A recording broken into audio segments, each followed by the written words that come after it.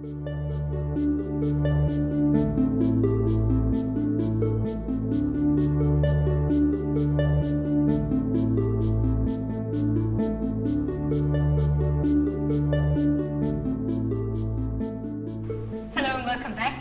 here today with Professor John Lippitt, who is a professor of ethics and philosophy of religion at Hertfordshire Philosophy Department.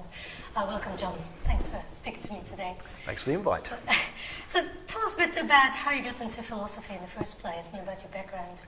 Okay, well, I went to university as a mathematician to begin with, and you had to do a subsidiary subject, and most of my fellow students in maths were doing things like physics and computer science, and I had this vague sense that I wanted to do something different.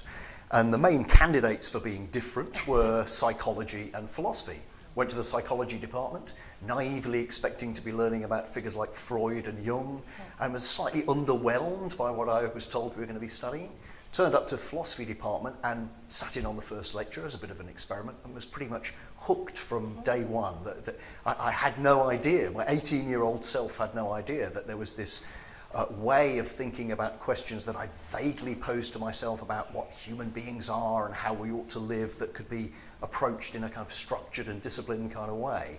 So in one sense I feel that I've never looked back, though I have kind of looked sideways into some areas like theology and study of religion and to a lesser extent literature that I think are sort of like really interesting parallel disciplines to think about in relation to philosophy. Fantastic. So what are you said you kind of looked quite around a bit, so what are the main areas of philosophy that you're exploring? Well, in terms of my published work, I've probably published more on one particular figure than any other, namely Søren Kierkegaard. A 19th century Danish philosopher and religious thinker who I find kind of endlessly fascinating. But more broadly than that, I have interests in what sometimes gets called continental philosophy, though I don't really like the labels of continental versus analytic, along with many other people rejecting those kind of labels.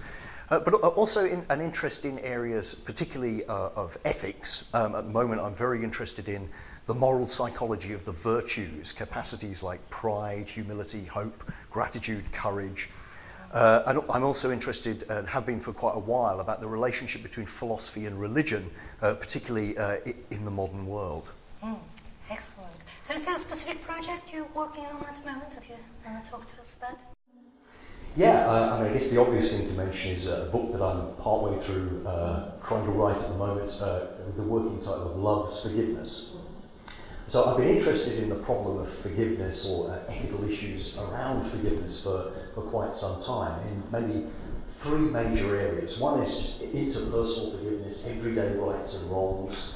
Another is the arena of political forgiveness, of notions where maybe states adversely affect one part of their population, right, all the way up the scale of the horrors such as apartheid in South Africa and the Truth and Reconciliation Commission response to that, or issues of ethnic cleansing and so on. And the third area, which I think has been much less written about, but which interests me a great deal, is the questions about self-forgiveness, about whether that issue even makes sense, and if it does, what it would need to look like in order to be ethically commendable. Because I think there needs to be a kind of middle ground between the kind of person who lets themselves off the hook far too easily, such that self-forgiveness just becomes condemnation or excuse-making for oneself, and the kind of person who manifests this stubborn kind of pride that no, I will never forgive myself in this kind of circumstance. That might show us another kind of vice, namely kind of vicious pride. So I'm interested in all three of those areas in exploring what is sometimes called forgivingness, like the disposition to be a forgiving person, and how that connects to other sort of qualities of character like pride or humility or gratitude and so on. And the reference to the idea of love in the title is that there's been a lot of interesting work done recently on the philosophy of love and friendship. I'm interested in a question that I think arises from my interest in Kierkegaard, namely, how would our view of forgiveness look different if we conceived of forgiveness as being what Kierkegaard calls a work of love, what does that look like in the context both of personal relationships, on a kind of family or friendship kind of level, right out to the idea of love of the neighbour, what that might mean both in a religious context and also in its various secularised forms. So I think all that, looking at forgiveness as a work of love, perhaps gives you different answers to what have become quite standard questions in the discussions of forgiveness, including what the relationship is between forgiveness and justice, for example. Does justice look fundamentally different in the light of certain conceptions of love? And also questions about whether we should forgive people conditionally, that is, if someone's wronged you, do you need to request and require apology, atonement, repentance of some sort? And again, is that understood in a religious or a secular kind of secularized versions of those notions? Or should forgiveness be unconditional, like this kind of gratuitous gift that the person kind of offers in advance of any kind of repentance or apology from the other kind of person? All those questions, I think, look different in light of thinking about forgiveness in the context of recent work on the philosophy of love.